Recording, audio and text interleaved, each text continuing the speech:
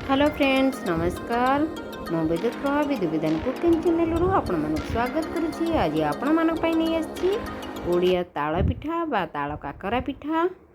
एबे ताଳ सीजन एबे एई समय ताଳ मिली थाए। आपण माने या पानी एमिति भाबरे पिठा करिवे जे आपण माने समस्त खाई खुशी होई परिवे। विभिन्न प्रकार रेसिपी बनाई परिवे। ता मध्यरु मु आउ एक रेसिपी बनाइछि ता हला ताଳ काकरा पिठा। मे ताळरू रस बाहर करी ता चाउल को धोई सुखाई पाउडर कर नहीं। यापर ताଳ मंड को बाहर करी एबे आमे यहाकू गोटे कड़ा माध्यम आउटेबा। आउटाइबा परे किछ समय परे एथिरे आमे ऐड करिबा गोटे चम्मच पान मधुरी, गोटे चम्मच कला जीरा। याकू पकेला परे आउटई नेबा। या परे किछि गुजराती। फ्रेंड्स एठार मु लूण पकाई टेस्ट अनुसार कि मिस हो जाइए आपण ऐड करने लूण। यापर आमे गुड़ ऐड करिबा। आपण क्वांटिटी अनुसार गुड़ पकाइबे आपण केते खाउचंती आज फॉर टेस्ट। एबे आमे याकू भल भाबरे मिक्स करनेले यापर आमे नडिया कोरा पकाई नेबा। नडिया कोरा आमे पूरो करी दी थांती। फ्रेंड्स मु एठारे पूरो करी नाही याकू एकाथरे सब पकाई याकू आमे जंती नेबा बा आउटी नेबा। फ्रेंड्स एठारे देखंतु हमर मसला सब मिक्स होइला परे धीरे धीरे करी एबे आमे पाउडर पकाई जंतीबा कारण धीरे धीरे करथिले भल भाबरे कुक होई थाए।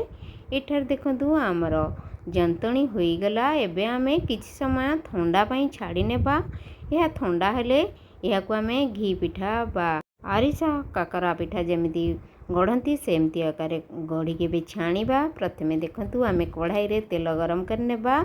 याकू आमे भल भाबरे चकटी बा मैक्स करी याकू आमे घी पिठा आकार रे बा आरिसा पिठा आकार रे याकू बनाई छाणीबा। फ्रेंड्स एमिति करी खाइतिले बहुत बढ़िया लगी थाए। बेले बेले पिला माने ताळर स्मेल बारी याकू खाइबा को पसंद कर न थांती। पिलांक टेस्ट अनुसार आमे एमिति करथिले पिला माने जानि भी पार न थांती एटा ताळ पिठा बोली याकू खाई थांती। आजिकली पिला माने याकू पसंद कर नथिबा बेले एमिति करी बनाई दियंतु। देखिए पिला माने गोटे जगह रे मागी मागी करी खाइबे। तेनु करी आमे जहाँ भी बनाई थाऊ निज पाई तो बनाई न थांतु पिला मानको खाइले हमको शांति लगी थाए। आपण एमिति तरी बनातु देखिबे केते सुंदर भाबरे खाइबे। फ्रेंड्स एटार देखंतु केते सुंदर भाबरे हमर ताळ काकरा पिठा फुली जाइची।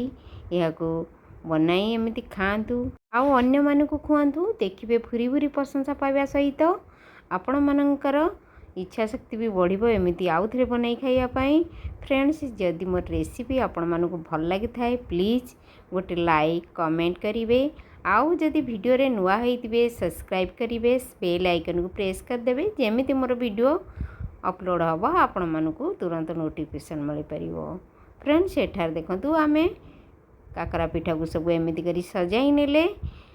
आशा करे आज रेसिपी आपन भल लगे सहित अन्य मानकु शेयर करिवे। रहिले नमस्कार धन्यवाद। पुणी आसीबी आउ एक नुआ रेसिपी रे आपण मानकर भल पाई एमिति थाउ। रहिले जय जगन्नाथ। आशा करे समस्त भल रहिले नमस्कार धन्यवाद।